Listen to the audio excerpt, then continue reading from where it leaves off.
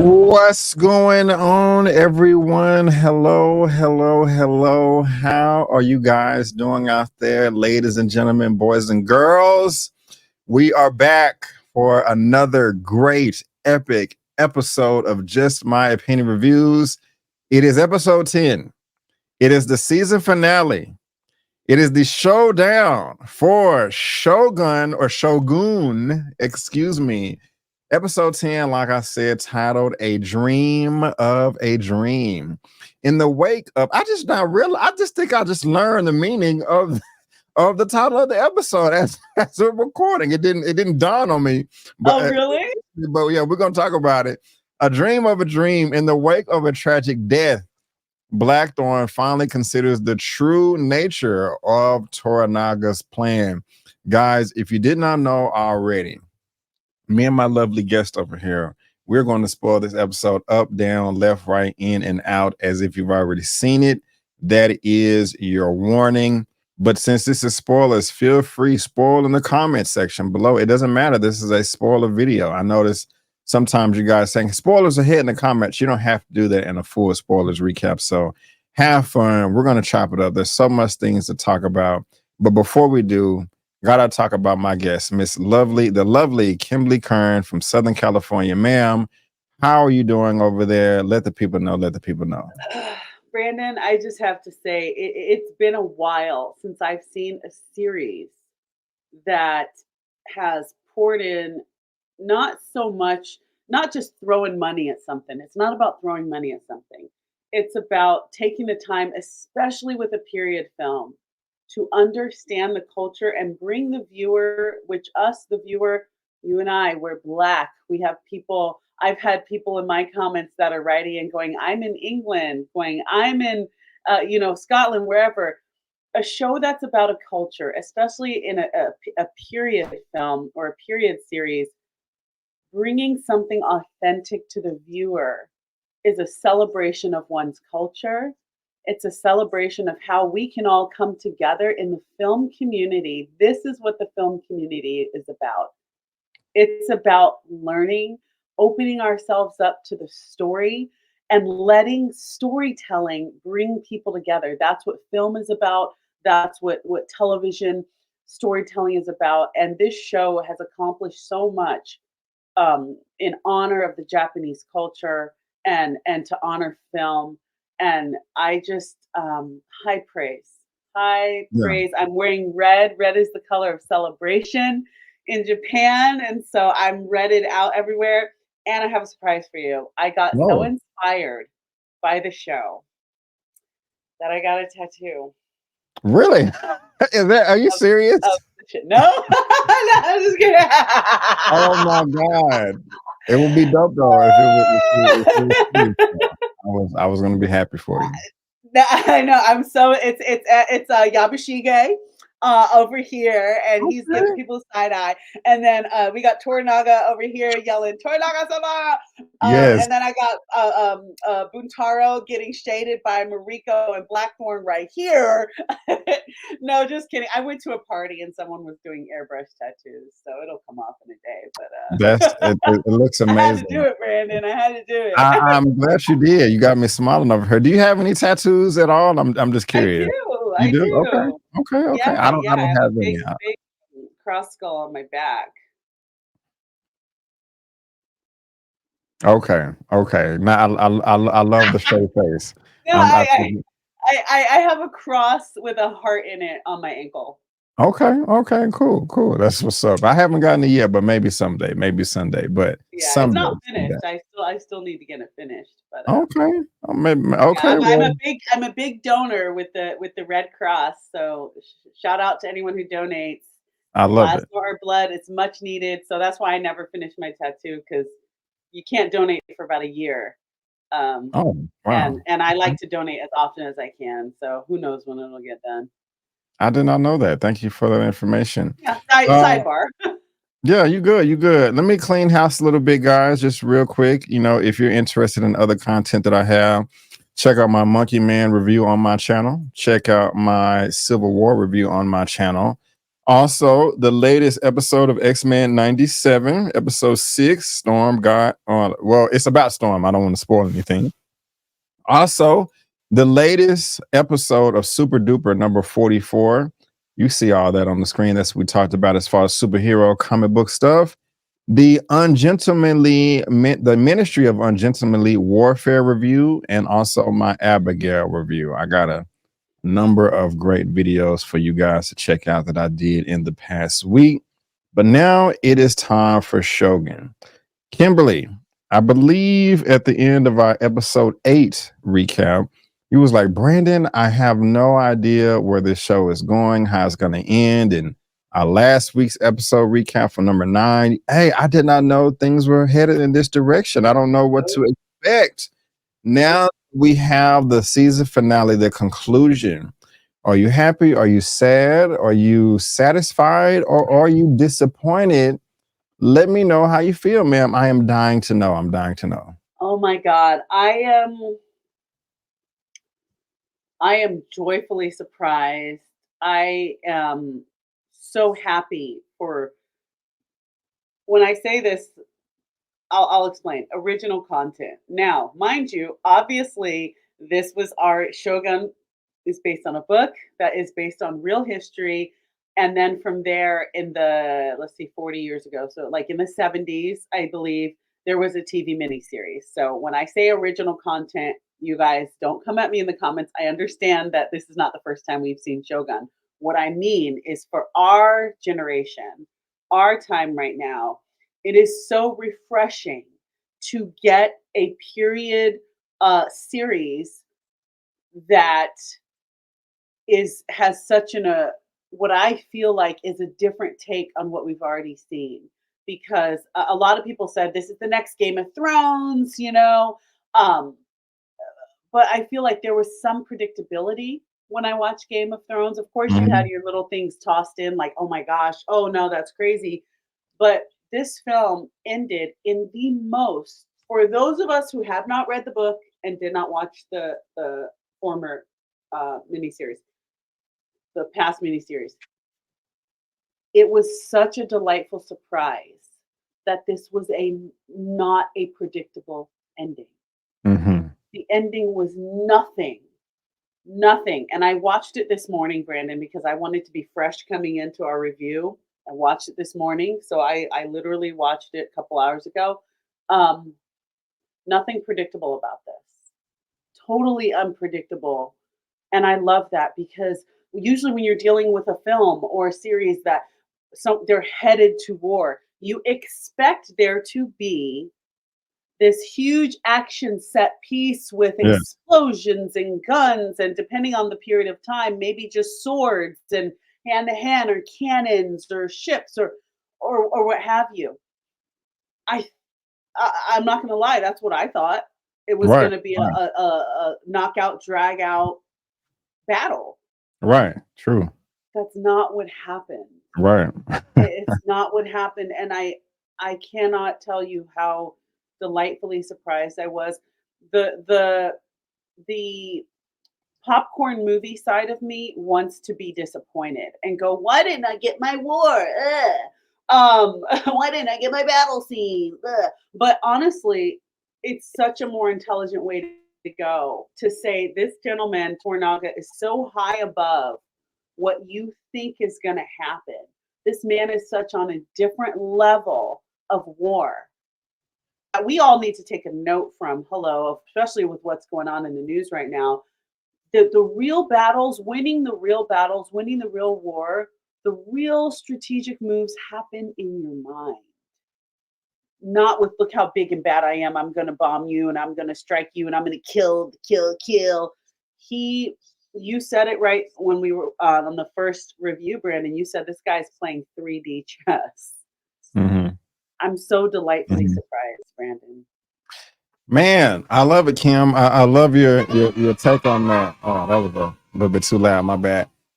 You took the words right out of my mouth because I feel the exact same way, and I love how you put it. The popcorn fan and you wanted a war because that's what I wanted. I was like, it We're is going to used to go that. down. We're fresh off Yeah, of Marvel. We're fresh off of right, Marvel. We're fresh off of right. getting our battles, man. Yeah, I wanted a charge. I wanted cannons flying, swords clashing, bullets going back and forth, Yep, blood splatters everywhere. I yep, was expecting the same type of ending that we got in 2004 with The Last Samurai with yep. Tom Cruise and the same guy, Hiroyuki Sanada. And I forgot the other main guy, Ken Watanabe. Oh, I was that's what I was expecting. But we didn't get that. And so towards the end of this episode, when we have 10 minutes left, and yes, I did want to see Yabushige meet his demise because he's an a-hole. I was like, how much time? Is there like another episode? Is there another episode 11 or something? right, right. Like where are we gonna get this battle? But when he broke it down and was like, Crimson Sky has already happened. I knew that if I would have charged Osaka's castle, that we would have been decimated. And so I sent a lady to do what an army couldn't. And I Or was we just like, couldn't do. wow, this is Wow. crazy. And we still, as far as the way it was put together, we still got a glimpse of it, showing them on the battlefield and seeing how disappointed Ashido was when he Yep. opened up that piece of paper and was like, "These sons of SOBs," you know what I'm saying? They done got one over on me. With Toranaga looking all bold with his chest out, with his armor on his horse. Beautiful cinematography, like just Beautiful ah, you cinematography. know, Let's go. loved it, Yes. loved it, loved it. And I mean, that was so satisfying seeing Ashido's face, just like I like. We still got that moment, Yeah, dude. yeah, yeah. So Yes. that was quite nice. And and this is wishful thinking right here because Toranaga was telling Yabushige on the cliff, and Yeah. we can come back and recap on his words later. But I lost what I was about to say. Oh no, he said that this. He said in a month's time we are going to meet on the battlefield, all these five armies. So that actually hasn't happened yet. And I know that some of us do want a season 2 of Shogun. We most likely won't get it. But if we do, it can pick up the beginning of season 2 can kind of pick up on that battle or just them confronting each other, in that body of land and, just get more dialogue from Ishido and Toranaga. And, you tricked me. You took a Lady Ochiba away from me and the heirs army and, all of that, Yep. Yep. So I don't know. That's wishful thinking, producers or whatever. If you're watching this, let's go ahead and green light that. You know what I'm saying? But I was so as far as the popcorn junkie in me, that is what I wanted. But the point of Toranaga is this whole season is he's trying to have a nation of without wars. He's trying to have peace. So it would have been contradictory in a way if he wasn't able to succeed in that. And he was able to. He was able to win in a sense without he lost Haramatsu and Mariko, but he was able to seize the day without blood being shed. And so that's just really brilliant and, just shines more on his character and what he Justice, wanted at the man. very end. So it was, I'm happy in that sense. It was a very mature, ending, Yeah. in my opinion. So, see, so I like that. Now and I'm asking you this next question based on something you possibly did not like in the episode, if anything at all. Is there anything that kind of turned you off, or you was like, why did they do that? Why did they do this? Not really. I thought if there's one thing I can say that I felt like I needed more of and didn't get, one thing, it would have been just a little bit more insight into Lady of Chiba and her history and Okay. her relationship with Toranaga. Right. Right. I'm Okay. not too disappointed at the point where it's a major issue for me. Now it does, her decision sheds a little bit more light on her past friendship with Mariko. However, I felt like that was not deserved. I felt like, in terms of, I felt like, wait a minute, you didn't show us, you didn't flesh her out enough because she went from evil and well, this is gonna, with those beautiful, majestic eyes of her, this is going to happen, and this is going to happen, and oh, really? Well, I don't think so. To we're going to give my friend a proper burial, and you can't have my army. Like, wait, wait, wait, wait, wait, wait, wait, wait, wait, wait, wait. Back it up, back it up. Where did we get from that? You being like Erica from like All My Children. Like, where did we get from that to like this like kind-hearted, not kind-hearted so much, but like this like philanthropic act of giving, not putting her heirs army up so that he could win the whole war. Like, where did we what? That was not deserved. I felt like there wasn't enough insight into her journey from point A to point B, if that makes I give you any that. sense. I give Yeah. you that. I give you that. Okay. Okay. For myself, this is somewhat. I have a legitimate something legitimate that I really didn't like, but also a Well, nitpick. My nitpick is the ending of episode 9 shows Mariko blowing up. So the ninjas, the shinobi, they put the explosives on the door.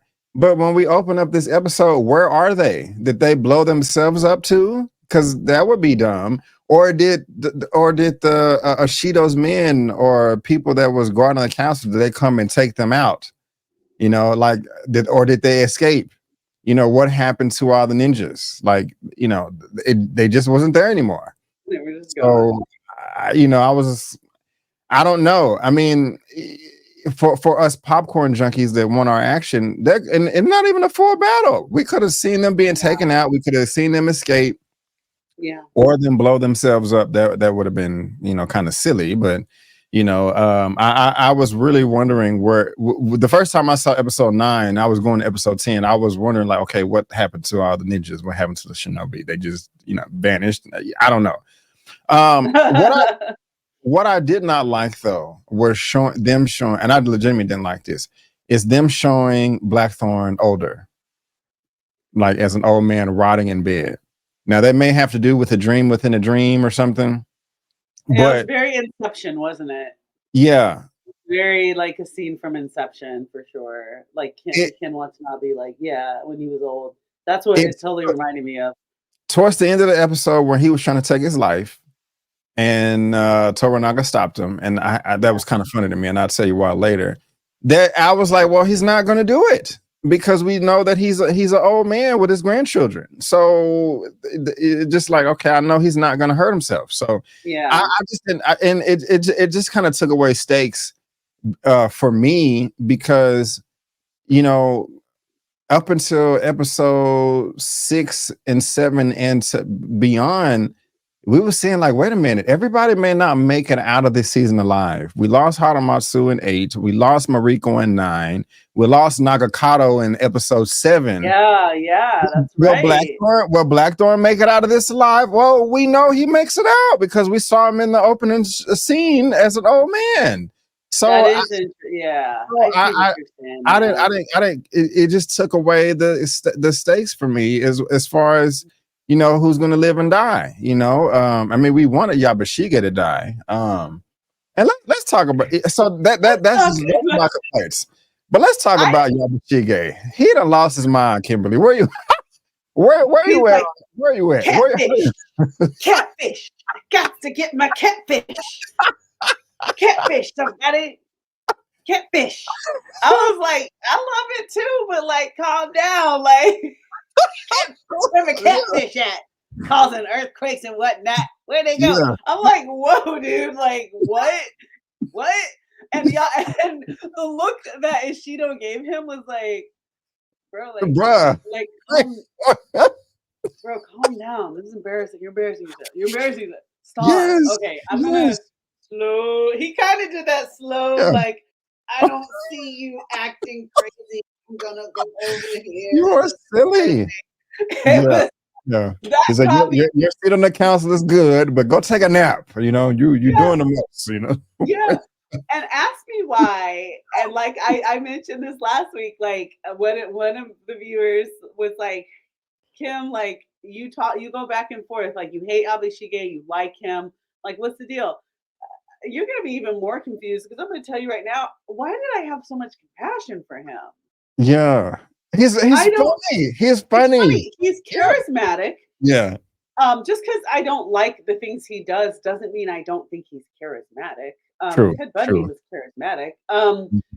He brings sometimes he's the comic relief Yeah. with his shenanigans. Yeah. Sometimes it's just funny how he's so team me. Like there's no I in team, but there's a me. Like if there is no I in team, but there's a me was a person, it would be Yeah. Yabushige. Yeah.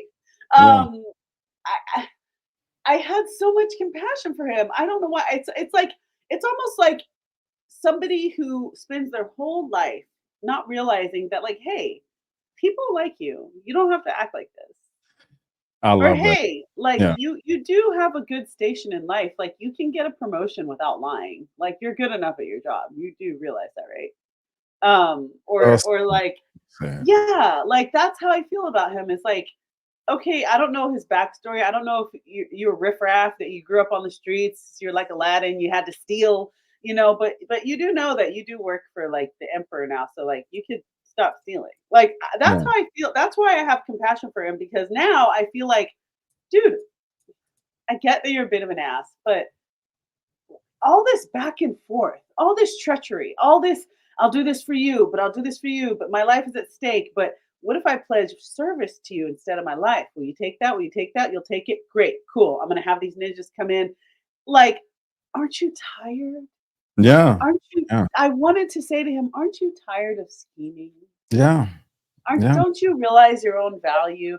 And I, this is going to sound silly, but I feel like if I could have a conversation with Yabushige, it would be about self-esteem. Oh, yeah. Yeah. Like self-esteem and affirmations and be like, "Just say it with me. I don't have to steal anymore.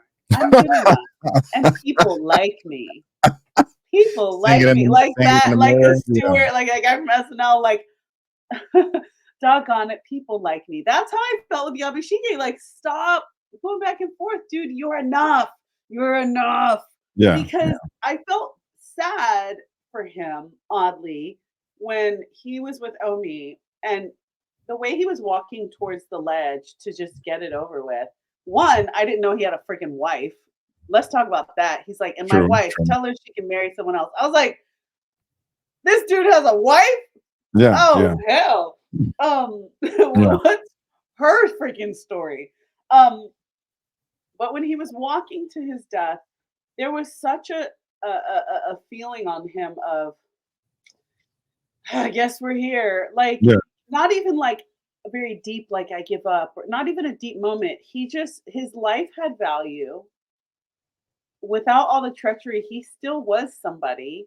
He was a likable person. He was walking towards there, and I was thinking, you didn't need to do this. And he's Right. telling Omi, like, you can have this land, and here's my last will. And that one kid was like, I don't know what to say. I mean, have a good death, I guess. Like, that was funny.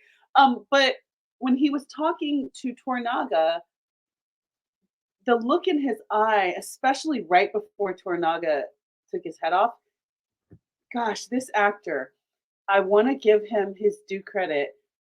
Tadanobu Asano. Dude, Is that hats off to Ami? you. What, No, what, Yabushige. The actor oh, that okay. plays Yabushige is Tadanobu Asano. Dude, my hat is off to you. The way you played a character who, in the same time, has everything to lose, but has the attitude of someone who has nothing to lose was really incredible. Because he looked at Toranaga and gave him this look like, you sly bastard. Yeah. Not a look of like, "Oh no," or "I'm so sad." He was he was playing the game to the very end. He's like, "Come on, come on. Okay, I'm gonna die. I get it. But like before I do, tell me how you did it. Yeah. Tell me how you like." I thought that was so interesting in terms of a look inside Yabushige's mind. But in the end, I have to say, oddly, I was sad to see him go. I see what you mean. I'm conflicted. I I won't lean into it that much. It is a shame that he had to go because he had so much. I mean, he had in a Jiro, he was feared, but he still had his army and Yabushige sama, to now he's disgraceful. To where when he showed up in the Jiro, the way that Omi looked down upon him, opposed to how he looked up to him earlier in the season. That's just the complete 180 as far as respect is concerned.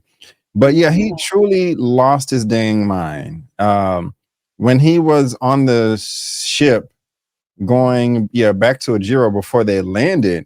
He was just ready to throw it all away. Like, Anjin, we can get on your boat. What is the name of Yeah. England? Take me back to your Teach me how country. to dive, teach me how to swim. And it Yeah, was like, and I was the like, Blackthorne whoa. too had that look like, yo, Like, bro, bro, get it together, man. Like, can you get it together? yeah. Like that was And Blackthorne at that point in time did not know that he was responsible for Mariko's death because they got up on shore. Omi took him away with Toranaga's men, and the way that Toranaga looked down upon him, he already knew he was untrustworthy. remember how they met? Didn't he piss on him? Or was that Omi that pissed on him? Omi is the one that pissed on him. But during this scene right here, I think it was where Toranaga was looking down like, hey, one of word on the street is, you led some men into my quarters over in Osaka, and they saw you, and you was guilt stricken. The next morning, Omi felt it was a need to tell me about it and all this, and I don't. Toranaga probably already knew Mariko was going to die with her mission, that was but Crimson Sky. That was Crimson Sky. Not in that way. So he truly, he took accountability for it. He knew he effed up. That's why he was going crazy. But go ahead. Sorry, I don't mean to interrupt. Something that caught me about just evil people, because I feel like there's so many lessons to learn from the Shogun series. And that moment where Yabushige realized what he did, that he killed her, then we got our answer. Did he intend to kill her or kidnap her? And it was just kidnap her. But no matter, and I hope this is like inspiration for anyone who has been wronged by someone. I think no matter how hard someone's heart looks or seems, there's something that can always get to the hardest, most evil people. And that was his moment where he asked for forgiveness. He didn't ask her. He was talking to himself and like maybe asking her spirit, but it got to him on a level that broke him mentally. Yeah. Like everyone thinks, oh, your heart is rock, your heart is stone. You kill people. Remember when he killed those people in the forest, that he was using the poor people on the road to like, jack them up, but then he slit their throat, and you think he's so big and bad. And it's just a good reminder that evil will never prevail. There's always something, even if you don't see it. I mean, obviously Omi wrote a letter because somebody saw him going, forgive me, but that broke him. I think he did respect Mariko, even though she was just a part of the crew, a part of the gang. We all work in the same department. He had an affection for her. He didn't, I don't know that I think he loved her, but it seems like ever since she came into the fold years ago, she's part of the crew. Yeah. And when you realize that you did this, you just caused a part of your crew. She's a mother. She's got a child. She's a good woman. And if anything, of all you've seen of Mariko, and kudos to Anna Sawai because her job playing Mariko was incredible. Yes. All of this, you knew she was a good woman. You know who you are, but you know who she is. And you knew she was very honorable. And look what you did. And that got to him, Brandon. Yeah. It made him go crazy. It did. So, but it's a shame. I love your words saying that, hey, bro, you are a like person. You're get your self-esteem up. You didn't have to do all of this. It was a true waste.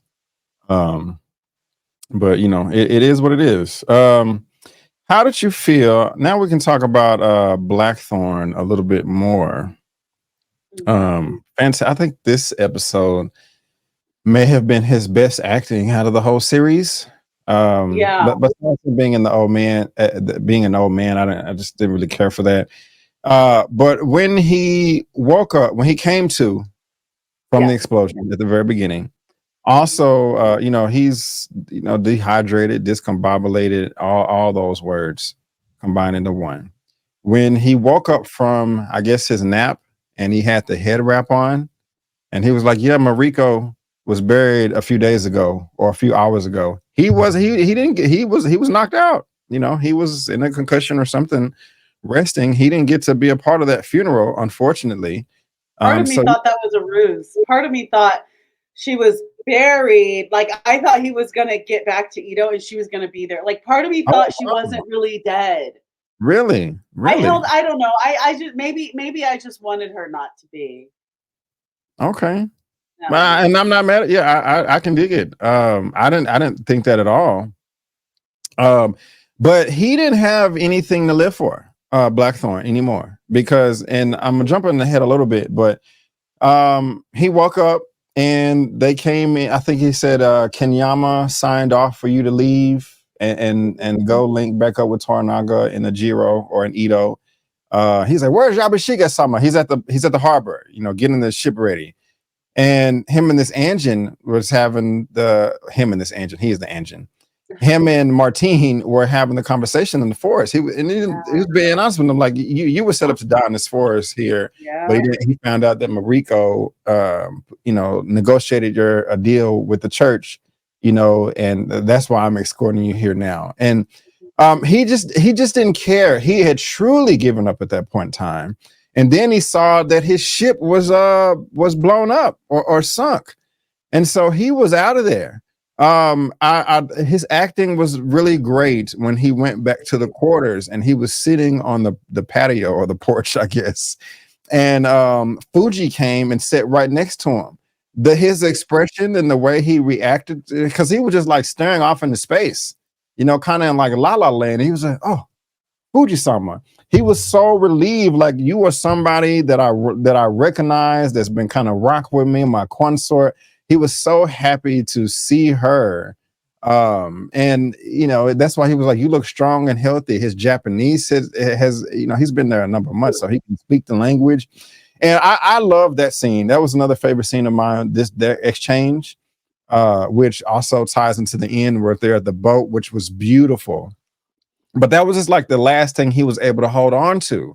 You know, I thought it was wonderful the way that they started off. Fuji was like, "I want to kill myself. I don't want to be this dude's consort for a year. I'll give you 6 months, Toranaga. Let me be a nun. I'll give you 6 months." But here at the end, they're breathing in the same air, smiling at each other. It's Yeah. nothing sexual or anything like that. It's just that, I'm so happy to see you. They both lost a lot. They both lost Mariko. She lost her baby and her husband. Beautiful moment. How did you feel? I know that was a lot, but Blackthorn came through. He Yeah. truly turned over a new leaf. But yeah, but how did you feel about Blackthorn? I never thought he was a pirate in the sense of what pirates would do. I never thought he was a rapist. Pirates would like go in and rape women. Like, Yeah. like I thought he was a opportunist for sure. He wanted to start something or finish something with the Portuguese.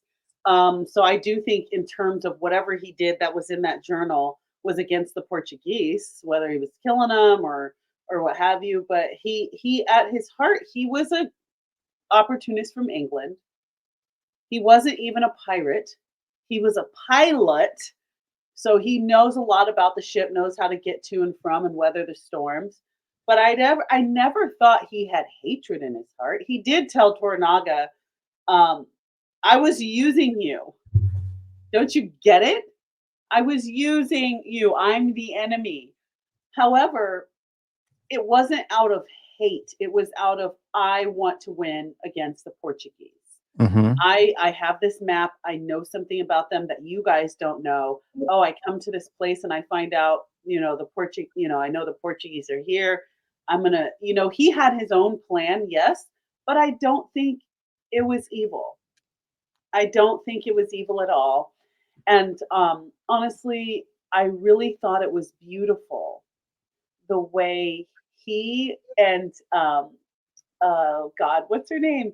They had this moment where he was like, "This is my consort, but she's turned into my friend." He had every right to sleep with her because, in terms of what a consort was, he had the right to sleep with her.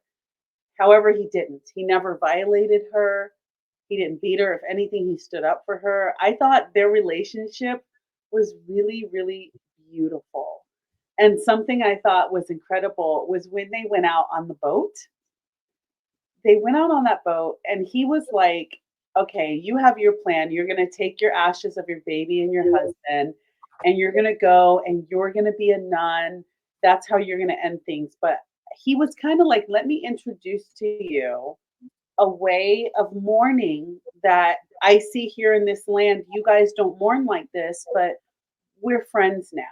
So let me share with you a way that we mourn in England that really gives some finality to your grieving." And Yeah. with his limited Japanese, Yes. and through showing her, he kind of showed her, "Hey, your baby and your husband, you're my friend. I want to help you. Let me show you. I think by spreading their ashes, that might give you more completion rather than carrying around the urn," which people still do these days. I mean, people have their ashes of their loved ones in their home, what have you. Some people like to go out into the ocean, but it seems like, because again, we're learning about each other's culture in Japan. I don't know, I may be wrong, but it seemed like that was something totally new to her. Like, oh, ashes, we Right, right, right. spread them, you know. But then when through their limited communication, which I also think is a beautiful thing when people can't clearly communicate but somehow get it. Yes. She was, I think that's the most beautiful thing about us all being different, black, white, Asian, whatever you are. There are some things, death, mourning, life, love, that good food, that we can all get on the same page with, you know? Yeah. And he shared something so deep. To share a way to grieve is so beautiful. And Hmm. she was for it. She's like, "Oh, Yeah.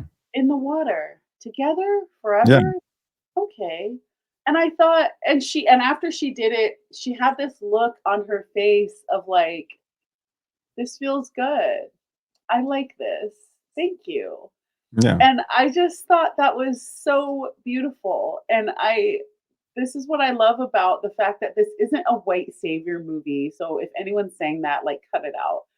This is about all of us and how we're all so different, but there's a few things that we're all very much the same. And if we can all get on that plane, we can do this. We can love each other. We can make it. And to me, in the whole series, there were so many beautiful moments, but that moment on the boat was just, it really showed Blackthorn's heart. Yeah. He has that, and he's always had that in him. He's Yeah. an Englishman trying to do something for England. He didn't go out to seek to rape and pillage. That's not who he is. That's never who he was.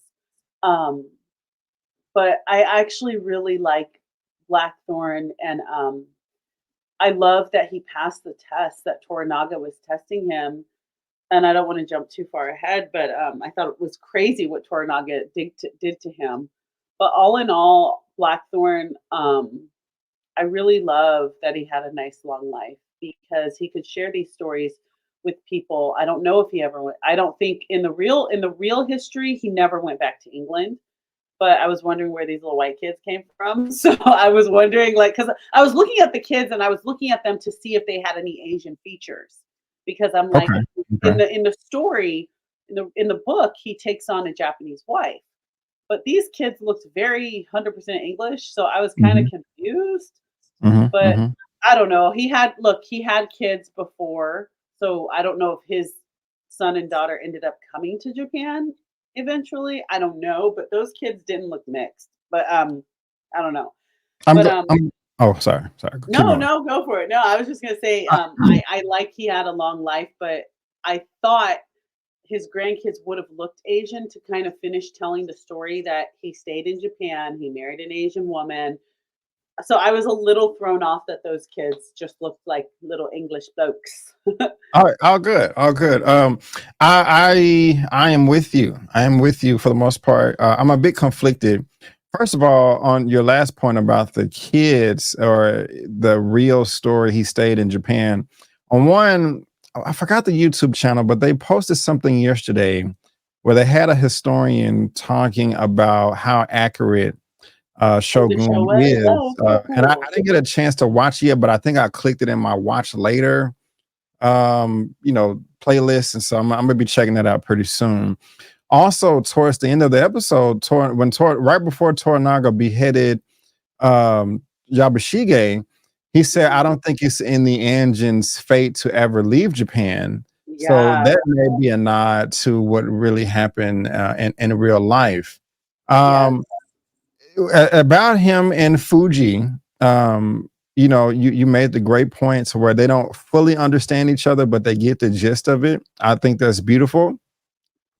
Just shows how we as human beings can connect on so many different levels, especially through just our energy. And I mean, you can communicate with somebody without even saying a word, but the Yeah. energy and body language and stuff, you can get it. So it was beautiful. I just like the fact that she trusted him to where, like, when the season started off, she didn't even want to look at him. She wanted to vomit. The reason why I say I'm conflicted is I have to be honest, and this may sound ignorant, but when we saw him in bed, I guess dying with his children, I'm assuming those are his grandchildren. I felt some type of way where I'm like, okay, he is being portrayed as the hero here. He didn't even know how to use these swords, but his grandchildren think that he done, offended off an entire group of assassins, in some war a number of decades ago. And still, while I like Blackthorne, I still cannot get out of my head that what was in those journals, if it is true, that's just kind of being, that's part of his history, that's part of his legacy, that yeah, he may have did some nice things in Japan, but he still could have did all these atrocious things in the past, that he's kind of getting like a pass or something, or a slap on the hand. I don't know, I may be looking at it the wrong way. What else was I going to say? Blackthorn. Oh yes, you brought it up. You were not jumping too far ahead, because I was going to bring this up next. um Toranaga testing him. I got a big laugh out of me. Oh, and you can no. Before we go there, help me. I didn't understand a few of these things. First, what I didn't understand is when we saw him in bed throughout the episode with his grandchildren there, he was holding the necklace with the cross on it, which was Yes. Mariko's. But when he was in the boat with Fuji, it looked like he threw it in the water, because she Yeah, said, I "You are the last. I want you to be the last person to hold on to her." Or so, was it two different crosses, or I'm I confused there. dude, I don't know if that was a continuity error, in film. Honestly, because that happens, like, whenever I work on movies, I do some acting, but I also am a set dresser for films. I haven't done anything since The Last Strike, but the last movie I worked on, I work with a script supervisor, and every time they say cut, I am the person that has the tablet and I'm looking at all the pictures to make sure the orange juice is filled up exactly the where it was. That you were actually holding a bracelet, so I need to put that back in your hand. Like that's what I do when I work on set. Nice, Um, nice. there's some famous like compilations on YouTube of like continuity errors in film that, especially Tyler Perry's films, Yeah, that are man, like your wig man. was twisted this way Yeah, 2 right. seconds ago. So part of me wondered if that was actually a continuity error. If at Okay. one point they shot and was like, yeah, and let's have Mariko's cross. And that can happen where you shoot something one way, where you shoot that scene with the cross, and you go, let's have it without the cross. Let's shoot the same scene. And between the editors, the script supervisors, and your set dressers, there was miscommunication, and it ends up in the final Yeah. part. Okay. However, nowadays that so rarely but also there's actually continuity errors in Marvel films and stuff. Yeah. So I part of me as a set dresser thinks that was an error, Okay. but this show was so well edited. It's not a B movie. I don't think it.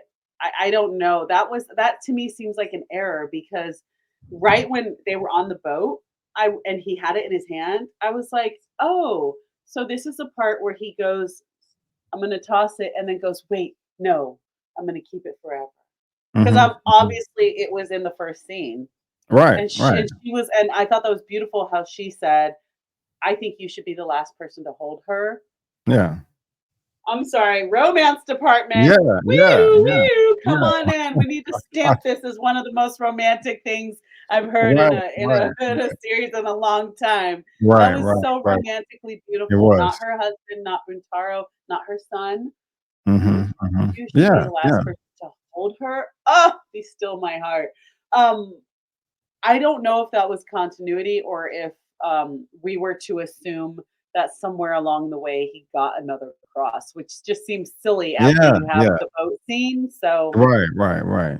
It takes it yeah, away. So, I was confused. Guys, if you're watching this and you have any insight, please let us know because that is a puzzle over here to us that we're trying to figure out. And so, yeah. it Please, is if what it anyone is. has any insight, Yeah, yeah. Now, going forward, um, the look that Blackthorne had on his face when he got to the shore of Ajiro, when he saw mhm, his ship was destroyed and sinking. He was just like, I have nothing left. My man don't want to F with me no more. yep, I don't have a ship. Mariko's dead. Yabushige is losing his damn mind. I'm yep, stuck here forever. Crap. And he negotiated with Fuji to go see Toranaga. mhm, We found out that the fisherman was a spy this whole time and is a samurai. And love man, that their guy. devotion is goes deep. He said, I became a Christian. I am both.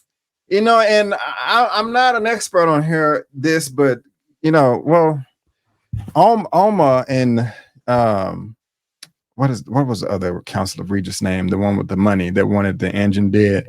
Excuse me, Oh yeah, I initially. know who you're talking I don't think samurai and Christianity mix well together, but I could be wrong.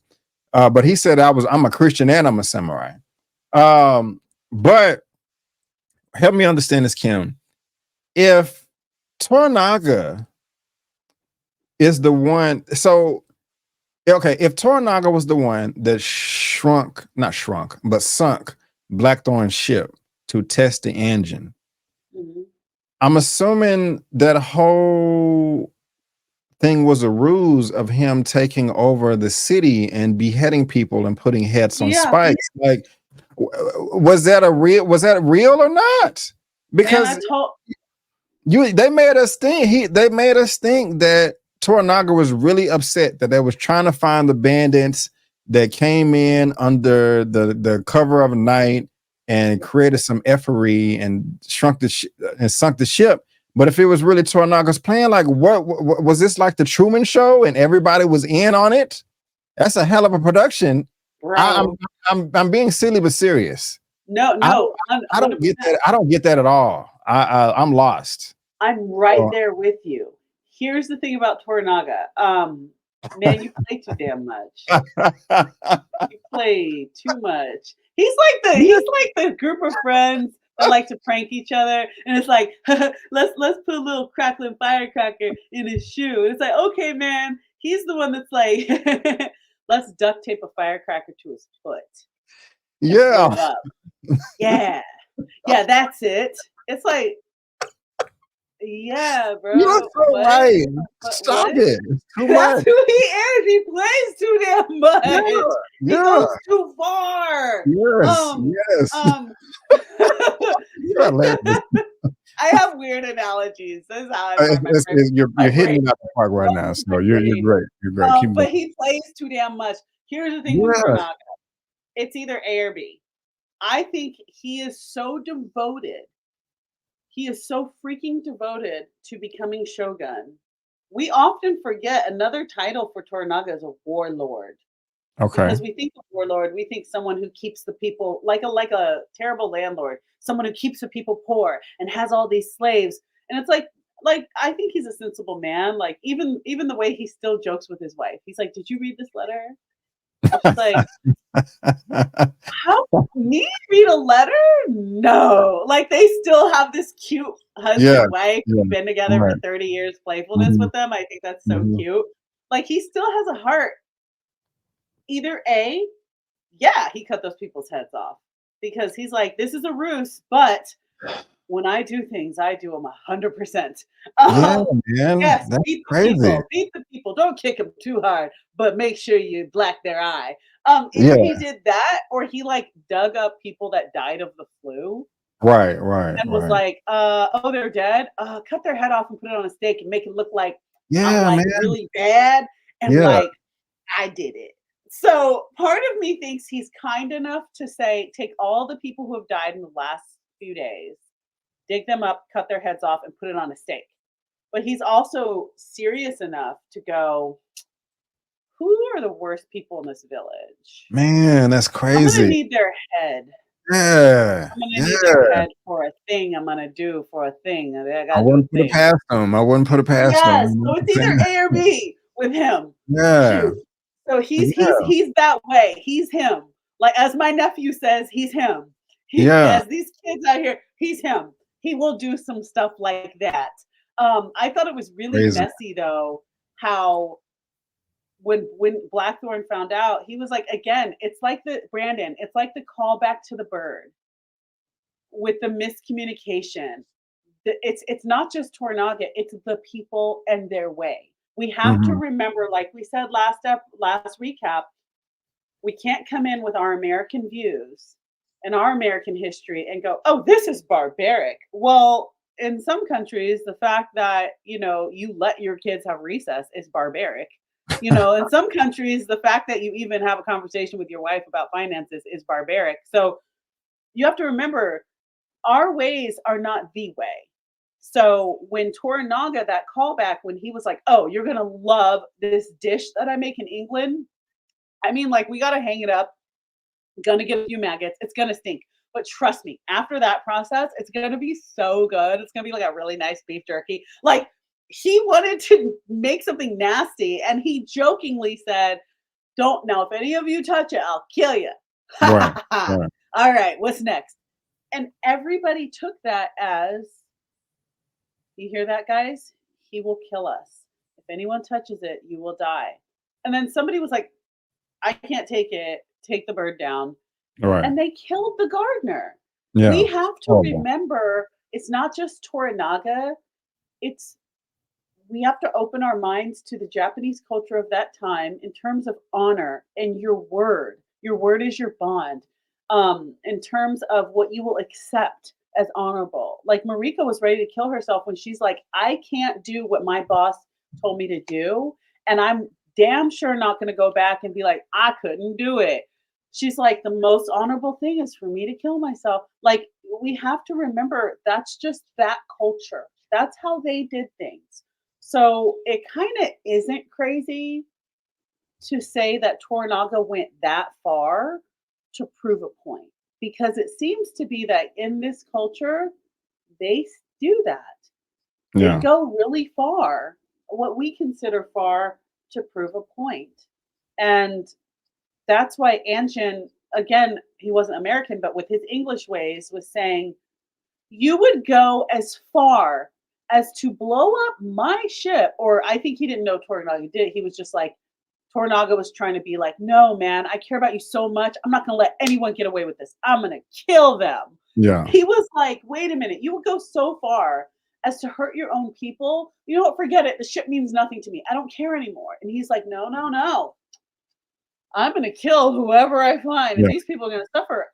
That's his English ways coming out, calling Japan, your ways are barbaric. This is a culture clash. So I was torn in that way.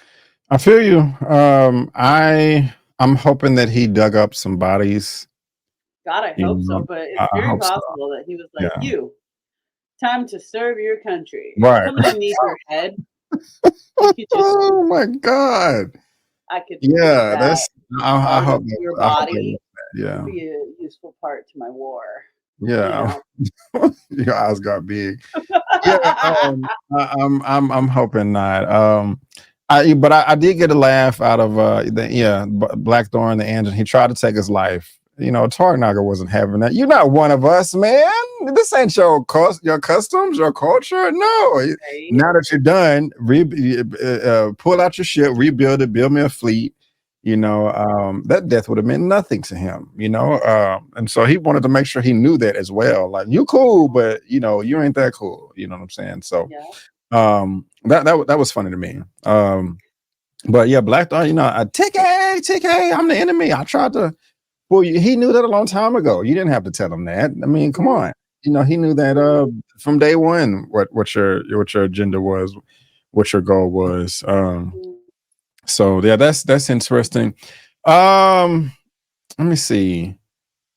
I I want to talk about the women. So you brought this up a second ago. Toranaga and his wives. He talked about him having another son. Thank you. You protected my children, and he got the letter from Lady Ochiba. Hey, and did you read? And she was like, "What a suggestion."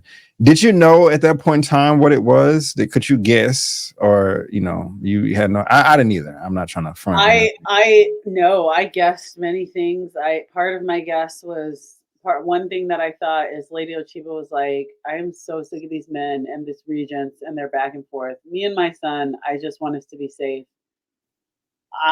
They're gonna go to war. I want to make a deal with him that like Mhm. just keep me out of it. Whatever happens, me in the air, keep us out of it. Yeah. I actually was going to marry Ishido, but you know what? Whatever happens between you guys, I remain the mother of the heir. I Yeah. thought that's what she was going to say. Gotcha. Um, I thought that she, in order to get power, because of what Mariko did, and because of the position that Mariko put her leader Toranaga in by all of her attempts to sacrifice, her bravery for going to that wall and trying to get away to prove the point of we are being held captive, y'all. Like, um, she Mariko did such an amazing job executing whatever Crimson Sky was meant to be Mhm. that Mariko, I thought another possibility is that she was sending a letter to Toranaga going, okay, I see you're going to war, and Mariko has put us in a position where I need to pledge my allegiance to you. So when you go to war, and I think you'll win, I just want to make sure you know that I'm supporting you. Like I knew she was conceding in some way, but it turns out I think she remembered her childhood friendship and it's like sometimes when you know the truth, like it's sometimes this is an odd example, and forgive me if it doesn't fit you guys, but I have weird analogies. It's like when I watch Dateline a lot, right? And there was a Dateline where like these two families were friends, and the one dad killed the other dad because they had beef or something. So the kids were like, "We're gonna hate each other," and they hated each Mhm. other. But then Yeah. at some point you realize at the end of the day, your dad and my dad had their own separate situation that had nothing to do with us. And you were 8 when it happened. So at the end of the day, why do I hate you? I think it was like that. I think Lady Ochiba was saying, your father killed my father, but at the end of the day, it's not like you convinced him. At the end of the day, we were like sisters. You were my best friend. And our Mhm. fathers, they did great things, they did not so great things. They did honorable things, they did shady things, and that was between them. Let me remember who you and I were. You and I were sisters. And you did the bravest thing I've ever freaking seen in my life, going to that gate. I can't even. Like, you know what? I want to make sure you have an honorable burial. And I see what you're trying to do. I didn't have the courage to do it. So I'm at least going to have the bravery to concede to Toranaga that I can help, and I can help by holding my army. And let's just squash this. This is what I want to do. I think that's what she did Yeah. at the end. Yeah, and I think the conversation that she had with her son, the heir, helped as well, because it was going over the poem. Yeah, he said, Flowers "What are does flowers because they fall. what does a leafless branch mean and all that?" And he was like, "Who wrote that?" And he's like, "Oh, the woman that was just buried," talking about Mariko.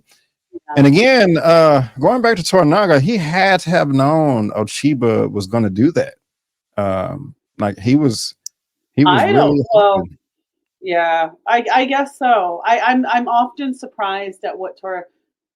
I shouldn't be because he's proved himself this whole time to be playing 3D chess. And like one of the things that I love that he said, Yabushige was who is the most envious guy who he just wants to. He's so envious, and he goes, "How's it feel?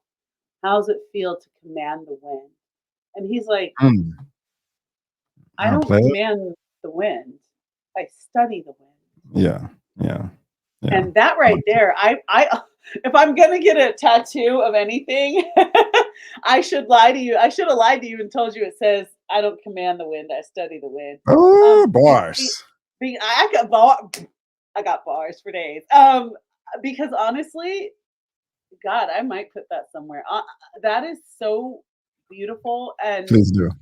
just to step outside real quick of what's happening in our world right now, not just with, like, different countries, but, like, when we look online and we see the situations with the Karens, and we see people who immediately when you get upset, you pull out your phone and, oh yeah," or stuff we're doing on the road with one another. I almost got hit yesterday because the guy behind him must have pissed him off, and he was doing that thing where every time the guy tried to go around, he moved his car, Mhm. and he was like, "I'm just not gonna let you go." And I'm like, "I almost got hurt because you stupid."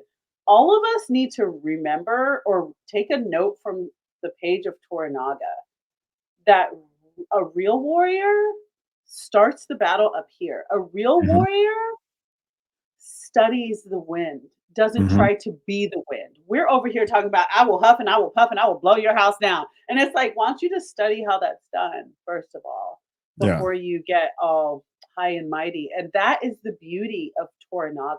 That is the beauty of how Hiroyuki Sanada played him.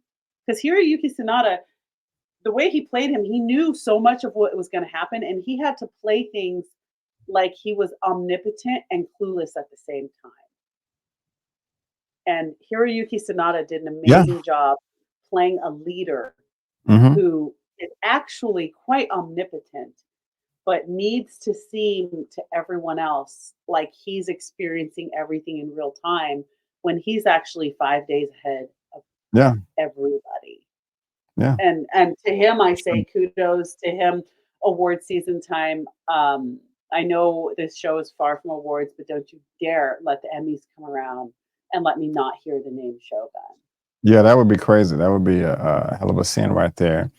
And let me ask you, do you have an ounce of respect for Ishido, especially with this episode? The reason why I ask is, even though I don't like the guy, I do commend him for at the beginning of the episode, he still tried to do something lawful. Like, well, hey, I think it was Kenyama was like, well, if we go to war, will we have the support of the heir's army? And it was like, yes, since we're united, if we have his banner behind us, it will be lawful. Toranaga will not, and I kind of respected that in a sense, or am I tripping? You see where I'm coming from? The look on your face looks like no, absolutely not. But I'm just kind of curious. I mean, at least he was trying to do something lawful in the end. So do you have, I mean, yes, he did hold women hostages and, all that stuff. I'm just asking, do you have any respect for Ishida at all or no? I'm going to take that as a no. Okay. We can move on. Okay. Okay.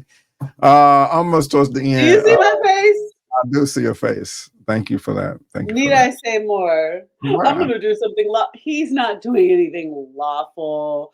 I wanna make it seem like I'm following the law, and the law does say we need banners, and, ours is lawful. Man, get here. Okay. Okay. Fair enough. Fair enough. Fair enough. Fair Man, enough. please. Fair enough. That's all I gotta say about him. Yabushige called Toranaga a hypocrite. Like, hey man, you're not better than none of us. We ever, you trying to pretend like you are holier than thou, but you trying to be Shogun too. Excuse me, sorry. Does Yabushige have a point about Toranaga? Was he scheming the entire time? Trying to obtain power, from the shadows. Yes, I'm going to start with Edo for the rise of my power. It will be a country with no wars. Does Yabushige have a point, or was he just bitter because he was about to get his head chopped off? I think he has a complete valid point, and I think he's bitter. I think if you look at it, I think it's both, Brandon. I think you're right on Okay. both because think of it like this. In terms of my opinion, this is just my opinion. Um, Yabushige wanted to be Toranaga. Hmm. Toranaga is a master trickster. He is a master manipulator because he manipulates everyone around him. But he does it in such a way he still seems honorable. But he's so manipulative, like we just talked about. He's got this whole town getting punched and kicked and heads on stakes, and we don't know where they came from. Like these are little lowly farmers that are getting punched in the face, Yeah. but it's all about your plan. So yeah, Yeah. he's a damn hypocrite. I think at the end of the day, I think at the end of the day, Yabushige, if anything, he could be disappointed in is that he didn't do it better or as good as Toranaga because Oh yeah. Oh the yeah. reason he called him a hypocrite is because, and I'm so glad you bring this up, Brandon, and I'm realizing this in real time. If you think about it, Toranaga's ways and Yabushige's ways are really not that different at all. Really, really. At all. Now you know what? Now that you say it, I'm realizing they're not. It's the difference between a high class and low class. Okay. I'm playing chess in a high class way. Yabushige was playing messy ass chess. He was playing ridiculous chess with pieces that usually are on the board, like or ever on the board. Yabushige was making up his own game of chess. I'll put it like that. He's like, in my game, this one can make circles and then take your guy. Like, what? No. Um, at the end of the day, Toranaga and Yabushige are not that different. It's a difference of wisdom and class, and just doing it with brilliance, almost to the point. Okay, this is a weird analogy. Sometimes I think of like movies or stuff where like an FBI agent like sees how somebody's plot came together to steal something, and they're like, "Well, I'll be damned." Almost as if to say, "I can't help but to respect the way this thief did that." That was Yeah. brilliant. Yeah. Yeah. Police officers do that. They'll sometimes you have your Yabushiges, which are like, really, you walked into Costco and you reached in a woman's purse and stole her wallet. Get your dumbass in this paddy Yeah. wagon. And Right. then Right. sometimes Right. you come across somebody who is so brilliant in the way they stole or manipulated that you can't help but to go. Yeah. This is And true. I think that's the difference between Yabushige and Toranaga. Mhm. They're so similar. They're so Yeah. similar. I'm I thinking see it about now, Ocean's 11 now too, right? because that was a beautiful display of stealing. And it was funny. It's kind of like Toranaga felt some type of way, like you figure me out, you call me out because he put the sword up to him, like no, Yes, no more talk. Okay, why tell the future yes, to a dead dude, man? You know what I'm saying? Like shut up. I don't want nobody else to hear what you said. 100%, Um, bro. but it was funny. Yabushige took the sword out, stabbed himself, started Oh in my the belly, god. and he just turned and looked at Toranaga like, "Man, will you hurry up and get this over with?" And he chopped his head off. Right? Last thing, I wasn't expecting Buntaro to show up and aid the Blackthorne. That was cool. That He's was sad too amazing. because his wife is gone, and so they're like, we need to put this behind us. And yeah, Blackthorn is going to be posted up in Japan for a while, building a fleet for Toranaga. We see him standing on the rocks, looking out at the mountain and the waters. Shogun. The score came in and it was beautiful. Kimberly, final thoughts. Final thoughts. What are your final thoughts? Final thoughts. I want to give a round of applause. I'll read their names to Frederick Toye, Jonathan Van Tolken, Charlotte Brenstrom, and Takashi Fukunaga. Um, as well as I just want to name all the directors here because Good job. um, uh, Hiromi Kamata, Emmanuel Osei Kufor. Um, Obviously, different episodes were directed by different people. I just want to name them and shout them out because there was such a cohesiveness to all 10 episodes. However, there were so many different things happening. I love how they kept the cohesiveness together. They kept the intensity and they brought it with the Mhm. writing. Um, Obviously, you guys, I'm not ignorant to the fact that this was a book and it was a former series, but obviously things are changed for this particular series, Shogun 2024. I love what the writers did in terms of bringing us moments where we were saying, no, they can't, he can't possibly die. They're not going to do it. They're not going to do it. They're not going to kill that guy Yeah. going there, doing the thing that people say is so risky to do in a series, which is killing off main, likable, lovable characters, killing off characters that people want to see in a season two. Producers hate this kind of stuff because they want to milk things for all it's worth. I don't care if history says they died here. Let's make him live. I thought this series was brave because it was brave to say, I know Anna Sawai is going to take your breath away in her role as Mariko, but we are going to let her die. We are going to allow her to be killed off. It was brave to go against to of what I imagine studios do, which is let's milk this for all it's worth. Let's keep the key players alive. I don't care what the book says.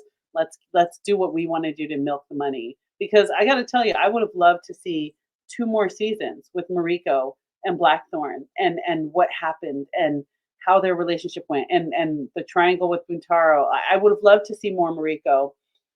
In my opinion, Anna Sawai played a hero.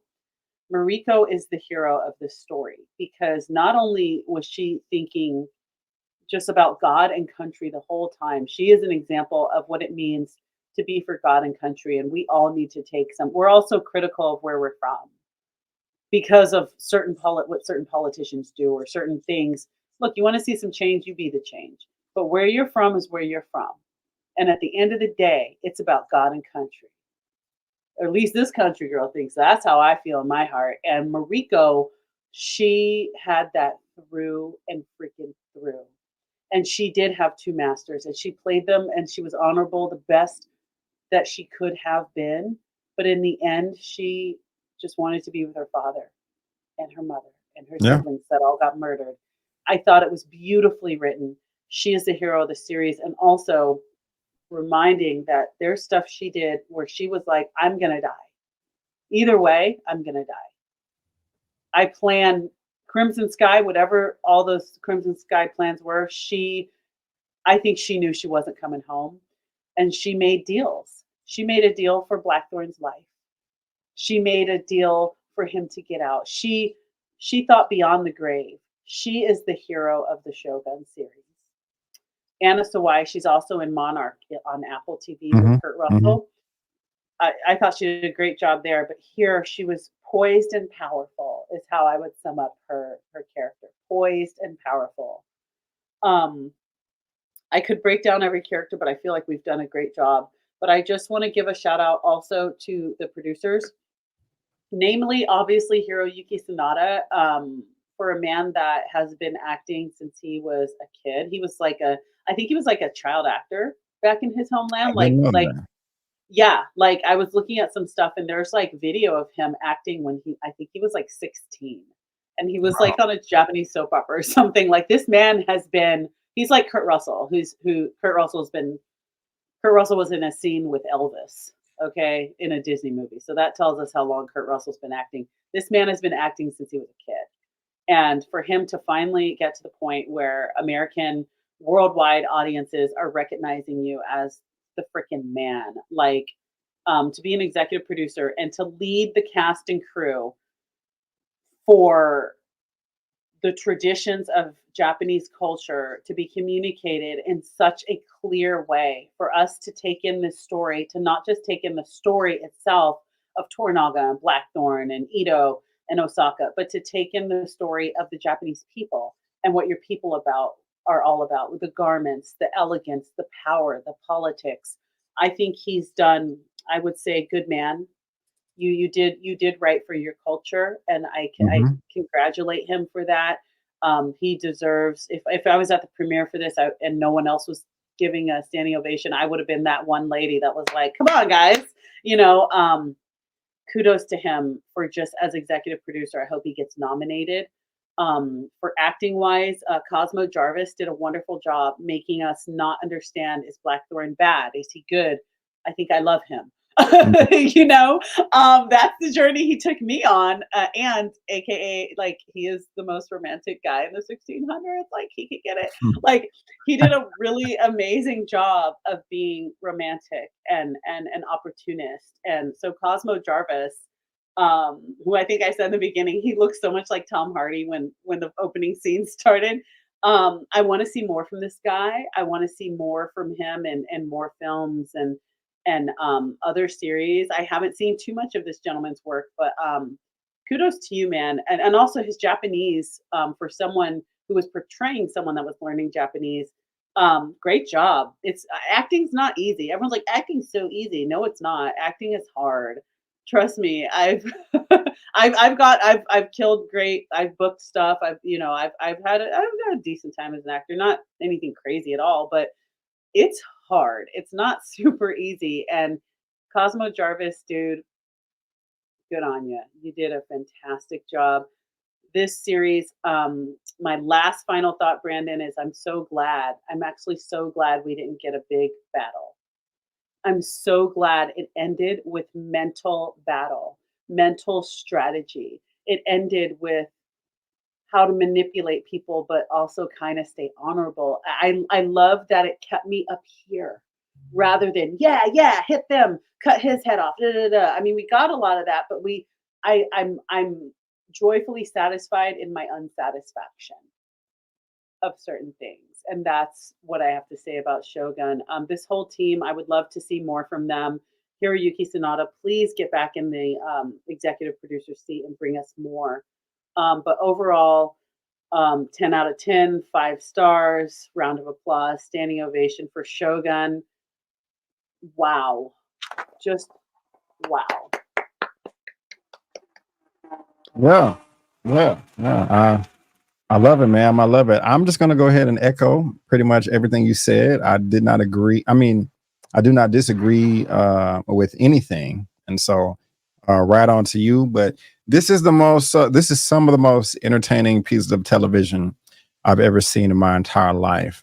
If I Yes. want to, I would really have to sit down and think about the absolute best.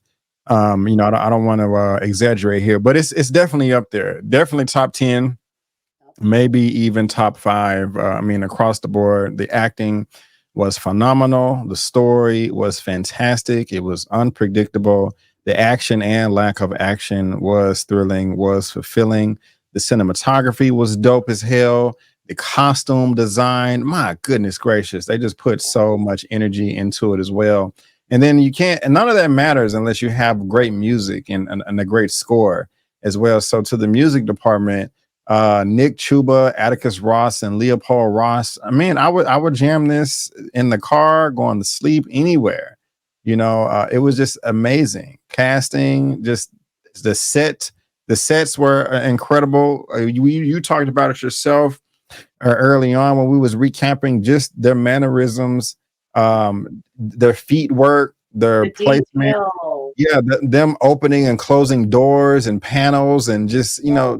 I mean, this the whole life. I mean, it's truly remarkable. I mean, they put so much money into it, and not a penny was wasted. As far as the rating is concerned, I got to give it at least a 9.5 out of 10. I'll give it a 9.75.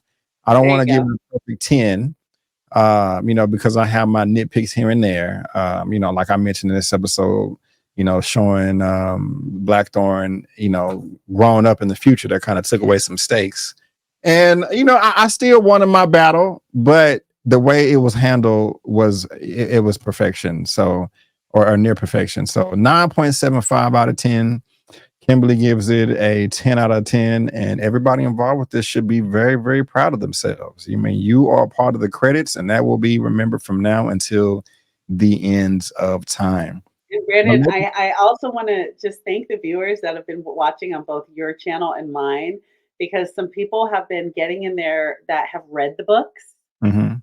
and dropping knowledge. I know I have someone on my channel that has gone to Japan many times, and gave me some background about, like, hey, I heard you guys mention this. Actually, this is the history of that, and this is that. Like, and in the comment section, I've been seeing wonderful community of people sharing information that they have about history, about the books, about being Japanese, about Japanese culture. And I just want to say thank you, everyone, for how beautiful you've been to one another in the comments and open to learning about Japanese culture. I think it's wonderful to be proud about one's own culture, but we've got to learn to love and open ourselves up to learning and appreciating and applauding other people's cultures and congratulating them. And I just want to say thank you to the viewers for taking this ride. And Brandon, thank you so much for letting me do this with you. I've never Oh, yeah. reviewed a series before. This is my first time doing episode by episode reviews. So thank you for having me. Thank you Of so much course. for having me. Thank you for coming to join me as well. I really do appreciate it. You could have been anywhere in the world, but you decided to spend a little more than an hour with me each week. So I am forever grateful. I had so much fun. You're hilarious. You're professional. You're everything great. So hopefully we can do this again. And hopefully I did a good job and didn't push any buttons. And I would love to have you back and anyway. So thank you, ma'am. I am forever grateful for thank you. But ladies and gentlemen, boys and girls, that is going to wrap it up for our Shogun recaps, episode 10, titled A Dream of a Dream. Also, guys, check out my latest super duper episode where I talk nothing but superhero comic book news, my Abigail review, my Ministry of Ungentlemanly Warfare review, X-Men 97 episode 6, Civil War, and also Monkey Man. Guys, whether you're watching on my channel or Kimberly's channel, subscribe.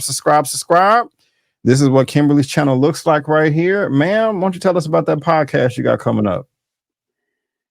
Yes, absolutely. You guys, I have a podcast coming called The Film That Made Me ... I want to talk to you, your uncle, your dad, your friend. I want to talk to people who have been inspired by a film to make changes in their life. Maybe you changed your major in college because you saw Good Will Hunting. Maybe you saw Apollo 13 and took your kid to space camp. Maybe you reconnected with a parent because you saw the movie The Father, with Anthony Hopkins. Um, I whatever it is, I want to know how movies are affecting our community, those of us who love storytelling. So that's what my new podcast is about. It'll be coming fall of 2024, and I will be filming this summer. So please send your submissions, contact me, DM me, reach out. I'd love to talk to you. All right, guys, there you go. But ladies and gentlemen, boys and girls, we just want to thank you so much for tuning in. And before you go, don't forget that I'm B. Avery, that's Kimberly, and that's just our opinion. Peace out, and we'll see you next time.